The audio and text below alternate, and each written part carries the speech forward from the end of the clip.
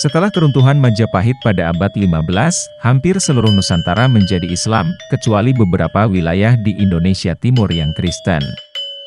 Bali, menurut mendiang Clifford Geertz, sebuah pulau Hindu yang mungil, menyembul di tengah samudera Islam.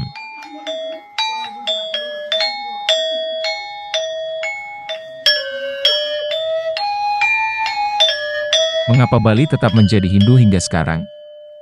Apa yang menghalangi kerajaan-kerajaan Islam di Jawa masuk ke Bali?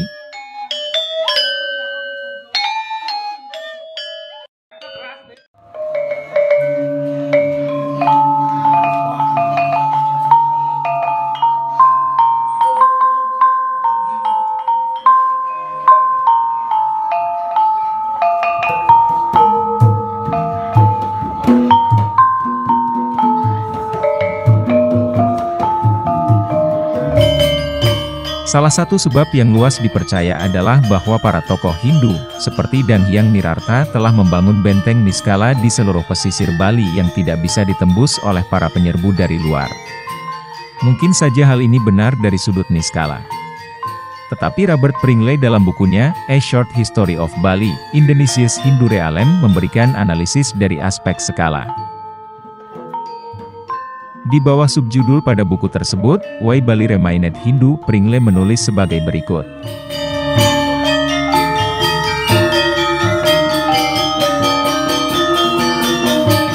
Pertama, setelah keruntuhan Majapahit, Bali tetap jauh tinggi dari kecenderungan kepulauan Nusantara dan gagal mengislamkan Bali. Geografi tentu saja bukan jawaban yang cukup. Selat Bali yang sempit dan dangkal yang memisahkan pulau ini dari Jawa, tidak pernah merupakan hambatan serius bagi perubahan. Tentu saja ada hambatan-hambatan kultural bagi penetrasi Islam, kegemaran akan daging babi adalah hal yang sering dikutip. Tetapi hambatan yang sama ada di Jawa, di mana konversi kepada Islam sungguh-sungguh, sekalipun sering hanya secara nominal, bersifat universal. Orang-orang Bali tidak pernah secara sungguh-sungguh anti-Islam. Komunitas Islam terus ada di Bali pasca Majapahit. Puri-puri dan para penguasa Bali tetap menerima kehadiran orang Muslim sebagai pedagang dan menyewa mereka sebagai tentara.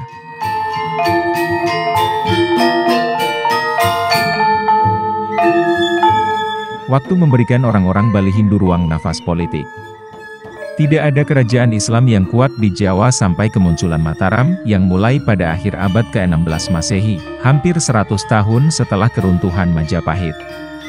Sementara Mataram mampu mengusir orang-orang Bali dari Belambangan secara temporer, Gelgel dan kerajaan penerusnya tetap kuat yang membuat invasi ke Bali menjadi sulit, dengan atau tanpa dukungan Belanda.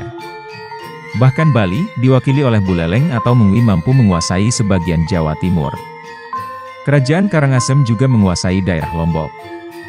Ketika dalam Samperangan berkuasa, kekuasaannya meliputi Sumbawa. Bali pernah mempersiapkan diri untuk menyerang Mataram.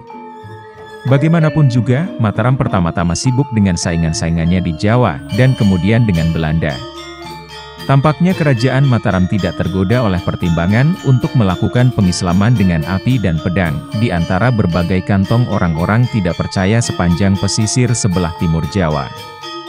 Belakangan, ekspansi Belanda menempatkan Mataram pada posisi defensif.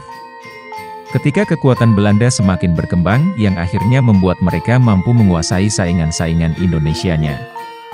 Keuntungan politik yang mungkin didapat oleh para penguasa Bali melalui konversi ke Islam semakin berkurang dan akhirnya lenyap sama sekali.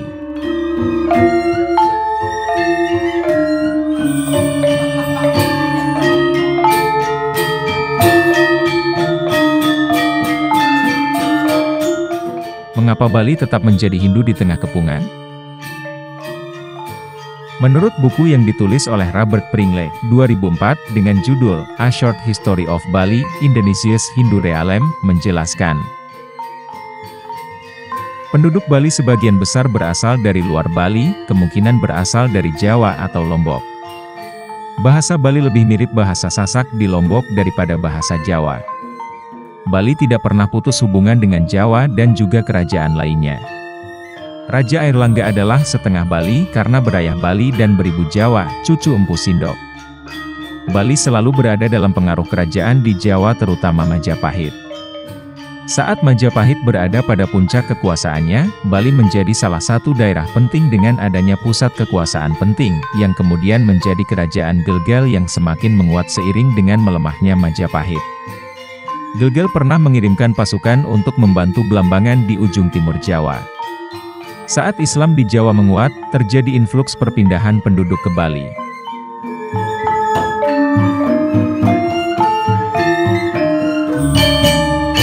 Penjelasan tentang mengapa Bali tetap menjadi Hindu ada beberapa hal, paling tidak geografis dan historis. Penjelasan geografis Bali yang terpisah dari Jawa kurang masuk akal. Jarak kedua pulau itu hanya sekitar 2,4 km. Sangat mudah untuk dijelajahi. Penjelasan historis lebih mudah difahami. Terdapat beberapa kemungkinan seperti ditulis Pringley pada halaman 70.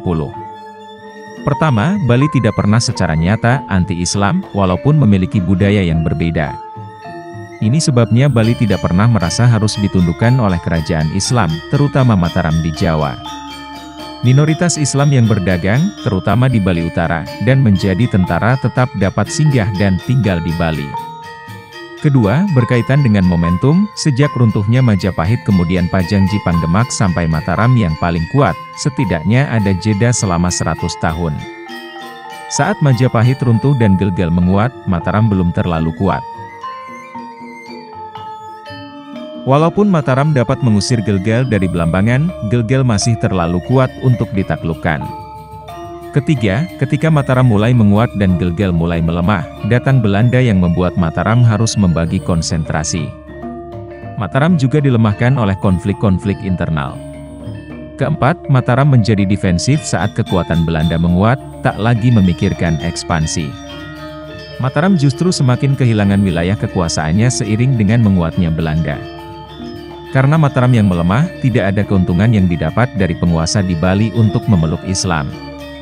Pecahnya Gelgel pada tahun 1690 menjadi 9 kerajaan kecil justru memudahkan Belanda mengontrol Bali di periode-periode akhir masa kolonial. 9 kerajaan di Bali ditaklukkan Belanda hanya dalam waktu 60 tahun, yaitu sekitar tahun 1849 sampai dengan 1908.